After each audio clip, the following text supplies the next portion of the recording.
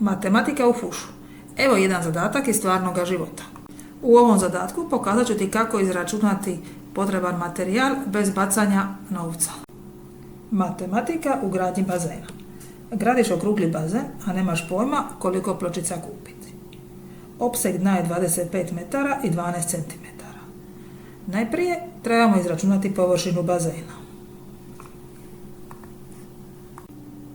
Iz opsega dobijemo da je radijus 4 metra. Znači, površina dna je oko 50 kvadrata. Iz zadatka možemo zaključiti da je dimenzija jedne pločice 0,06 metara kvadratnih, što znači da je jedan paket dovoljan za 0,6 metara kvadratnih.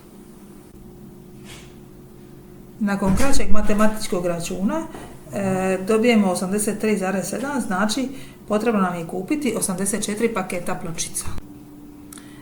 Evo, matematika ti je uštedjela vrijeme i novac. Zapratite za još trikova.